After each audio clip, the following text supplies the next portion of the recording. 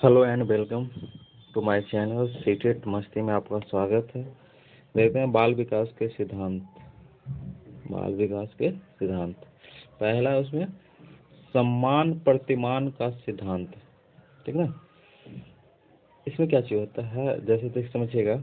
इसके अनुसार प्रत्येक जाति अपनी जाति के अनुरूप के विकास के प्रतिमान का अनुसरण करती है, ठीक ना। सिंपल समझिएगा, जैसे अगर घोड़ा का बच्चा है, ठीक ना, घोड़ा का बच्चा है तो घोड़ा जैसा ही दिखाई देगा। मनुष्य का बच्चा है तो मनुष्य का जैसा ही दिखाई देगा। इस तरह से जो भी बच्चा है, ठीक ना, किसी का भी बच्चा हो, ठीक ना, अगर हाथी का बच्चा है तो हाथी का बच्चा जैसा दिखाई देगा, तो उसी का वो ऐसे बोलते हैं सम्मान का प्रतिमान। जैसे मतलब हो बहू। अब आदमी का बच्चा है तो बंदर थोड़ी होगा, बंदर का बच्चा बंदर जैसा दिखाएगा, आदमी का बच्चा कैसे दिखेगा, आदमी जैसा दिखेगा। तो एग्जाम्पल में समझिए, घोड़ा का बच्चा घोड़ा जैसा दिखेगा, मनुष्य का बच्चा मनुष्य जैसा दिखाई देगा, ठीक ना। दूसरा देखिएगा, विकास की दिशा का सिद्धांत।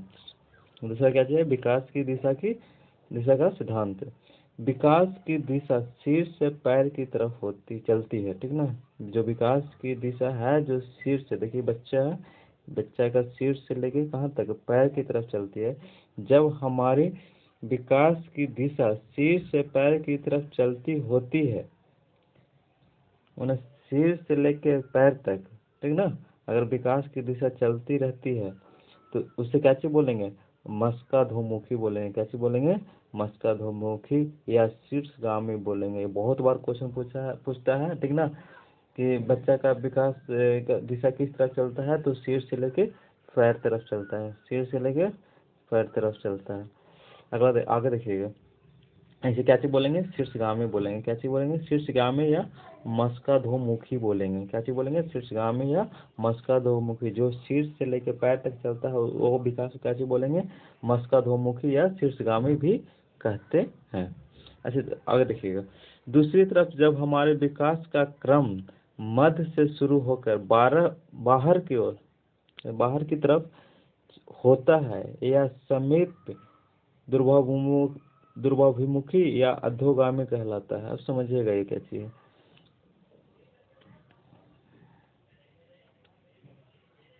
देखिए बोल रहा है कि जब किसी बच्चा में, ठीक ना, मध्य भाग से लेकर, मान लीजिए मध्य भाग हो गया, तो चाहे विकास इसका ऊपर मध्य भाग से ऊपर होगा, चाहे मध्य भाग से नीचे होगा, इसको क्या चीज बोलेंगे, इसको बोलेंगे अधोगामी विकास बोलेंगे। इसे क्या चीज बोलेंगे, अधोगामी विकास बोलेंगे। मतलब मध्य भाग से लेकर चाहे विकास माथा की ओर होगा, चाहे पैर की ओर होगा, कहीं किसी की ओर हो, कहीं किधर भी हो सकता है, ठीक ना। तो इसको क्या चीज बोलेंगे, अधोगामी या समीप दुर्भाभिमुखी भी बोलेंगे। यहाँ पर गलत, समीप दुर्भाभिमुखी भी बोलेंगे या अधोगामी भी बोलेंगे इसको।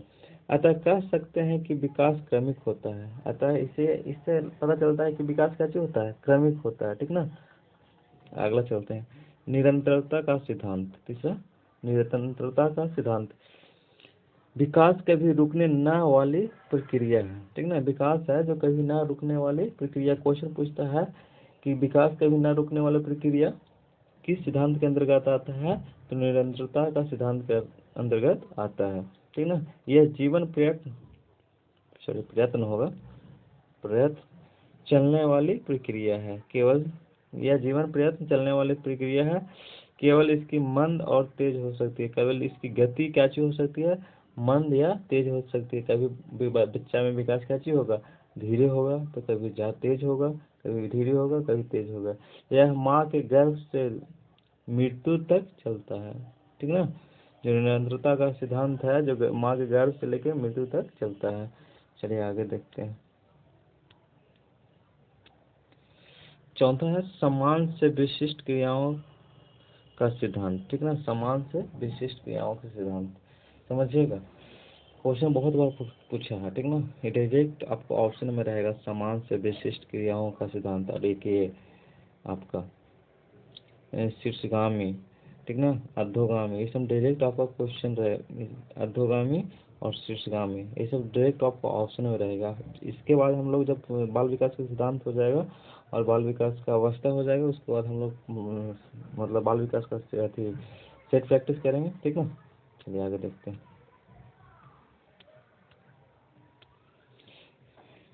जैसे समान से विशिष्ट क्रियाओं का सिद्धांत, हमारे विकास सदैव समान से विशिष्ट क्रियाओं की ओर चलता है, न कि विशिष्ट से समान की ओर। समझिएगा, समान मतलब एकदम सिंपल से, ठीक ना। तो सबसे बच्चा पहले क्या करेगा,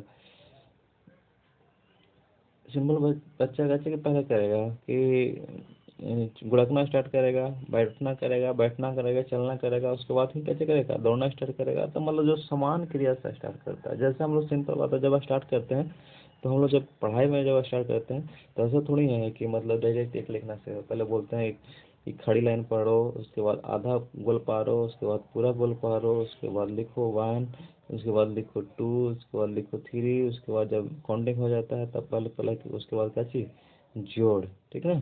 जैसे 4 3 7, तो क्या चीज़ हो रहा है, एक समान से क्या चीज़ की ओर जा रहे हैं हम लोग, विशिष्ट की ओर जा रहे हैं। तो बच्चा समान से विशिष्ट की ओर जाएगा, ठीक है। उसका विकास कैसे होगा, समान से विशिष्ट हो, चाहे शारीरिक हो, चाहे मानसिक हो, चाहे संवेदात्मक हो, चाहे कुछ भी हो, ठीक ना। जो भी विकास हो सब क्या चीज होगा, समान से क्या चीज होगा, विशिष्ट क्रियाओं की ओर होगा, ठीक ना। आगे देखते हैं, पूर्वानुमान का सिद्धांत, विकास का पूर्वानुमान होता है, ठीक ना। विकास को हम लोग पूर्वानुमान लगा सकते हैं। सिंपल बात है, अगर विकास हम लोग बच्चा को, अगर छोटा बच्चा है तो हम लोग पता कर लेते हैं कि विकास इसका हाइट कितना होगा, ठीक ना। ये पढ़ने में कैसा है, पढ़ने में कैसा, इसके अनुसार वो क्या चीज़ बन सकता है। अगर खेलने में अच्छा तो लगता है कि नहीं चलो क्रिकेटर बन जाएगा, ठीक ना। तो उसी तरह से बच्चा का अगर हाइट नहीं बढ़ रहा है तो पता चल जाता है कि 4 4.5 फीट, एक अनुमान लगा दिया जाता है कि इतना तक बच्चा बढ़ सकता है, क्योंकि हम पहले ही विकास का पूर्वानुमान लगा सकते हैं कि विकास किस दिशा की ओर ज़्यादा होगी, ठीक ना। आगे देखते हैं, एकीकरण का सिद्धांत। अब एकीकरण के सिद्धांत क्या चीज़ है। अब इस कैसे क्वेश्चन पूछेगा, जब बच्चा साइकिल चला रहा है तो हाथ और पैर दोनों का यूज कर रहा है, ठीक ना।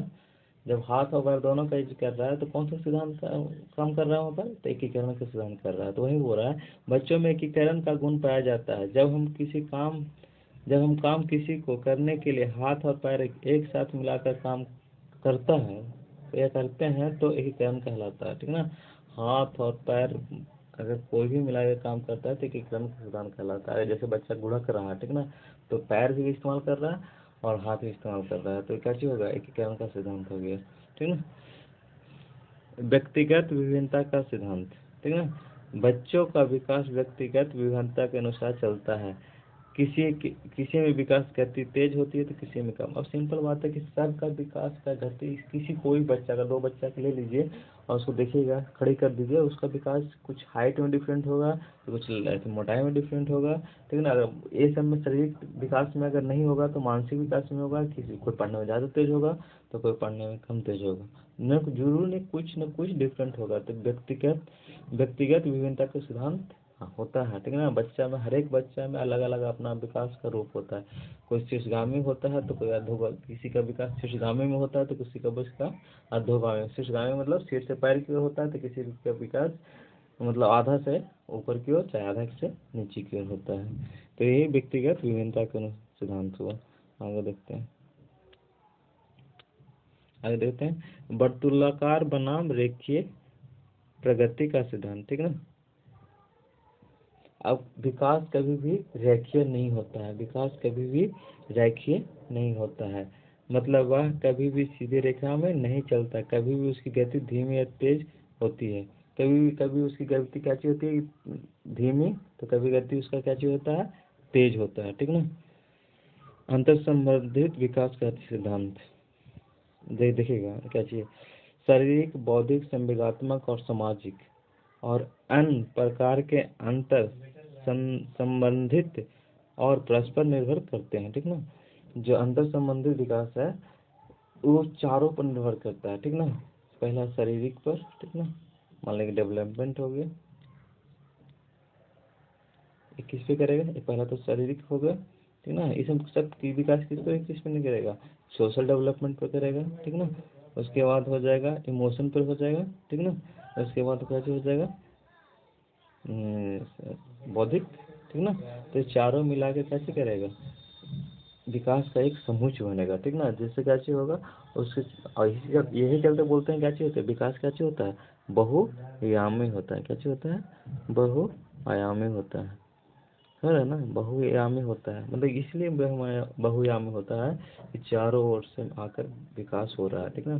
चारों ओर से, जैसे इमोशन से, सोशल डेवलपमेंट से, फिजिकल डेवलपमेंट से, मेंटल डेवलपमेंट से मिले क्या चीज़ हो रहा है, एक डेवलपमेंट का निर्माण हो रहा है, ठीक ना। समझ रहे हैं ना। तो आज का वीडियो इतना ही। अगला टॉपिक हम लोग थर्ड टॉपिक और लास्ट टॉपिक पढ़ेंगे, बाल विकास की अवस्था। चलिए, आज के लिए इतना ही, मिलते हैं नेक्स्ट वीडियो में। धन्यवाद।